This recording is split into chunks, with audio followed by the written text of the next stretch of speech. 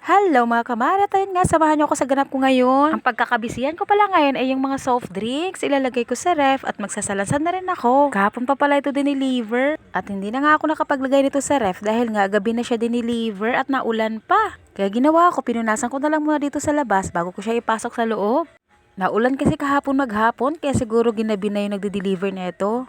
Dito ko na nga lang siya sa labas pinunasan para bukas diretso na ilagay ko sila sa ref. At ito nga lang din ang in-order ko kasi ito lang din ang wala ako. Ito lang naubusan ako. Nung nakaraang linggo kasi na nagpa-deliver ako, may natira pa. Medyo hindi mabenta ngayon ng soft drinks kasi nga naulan. At hindi na rin naman talaga nakapagtataka dahil tag-ulan na talaga ngayon. At ayun nga, pagkatapos ko siyang punasan, ipasok ko na siya sa loob. At ayun nga, karkador muna ako for today kasi nga walang magbubuhat. Di pa rin dumating kasi yung isa ko. At ito na nga, maglalagay na ako sa aking ref. At dahil meron pa naman akong natirang stock dyan na ibang klaseng soft drinks, idadagdag ko na lang dyan kung ano ang wala. Katulad ng RC na malalaki at yung mga maliliit.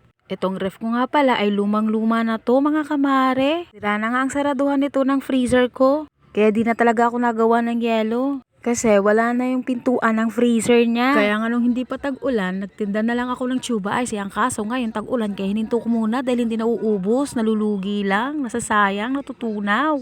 Nagagamit pa din naman ng freezer nito mga kamare kaso ang nilalagay ko na lang dyan is mga frozen foods. Hindi lang ako gumagawa ng buong yelo. At ayan na nga, pasensya na kayo sa suot ko mga kamari. Patulog ko talaga, hindi pa ako nakapagbihes dahil kaagad inaatupag ko yung mga gawaing bahay. Bukod sa gawaing bahay, syempre sa aking munting tindahan din, busy din ako, Diyos ko araw-araw. Kaya pagpasensyahan nyo na yung bell-bell ko mga kamari. Char.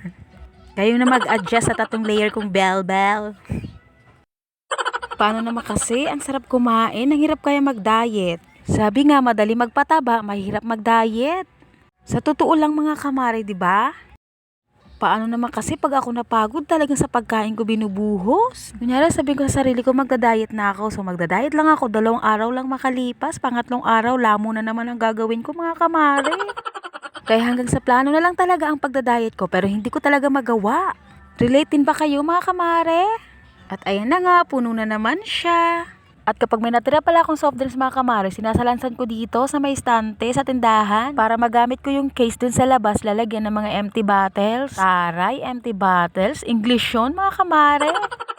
Kasi nga, sa liit ng tindahan, kung hindi kasya dito yung case, kaya kailangan talaga tanggalin sila. Pag hindi na nga kasya dun sa may estante, ginagawa ko, pinapatayo ko na lang sila dun sa may sulok, sa may tindahan. Basta't nasa tabi lang at hindi masagi. Kung ako naman maingat ako, kaso nga lang yung anak ko malikot.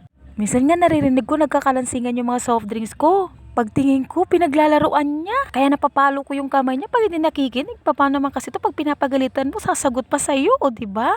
Diba na talaga ang mga bata ngayon, mga kamari, relate pa kayo? Yung pag sinasaway mo sila, pinagbabawalan mo sila pa yung galit. Okay, Tam, 4 years old pa lang yung anak ko na yan ha. Pero kung managot-sagot sa akin, ay nako. At ayun nga, balik na nga tayo dito sa ginagawa ko. Nilagay ko na yung mga case, yung mga tinanggalan ko ng mga bote. At nilagay ko na dyan yung mga walang laman ng mga bote. Para hindi mabasag kasi daanan to dito yung harapan ng tindahan namin mga kamare. For safety lang ba at baka masagi. At may mga bata din ditong dumadaan. Minsan pa naghahabulan, naglalaro.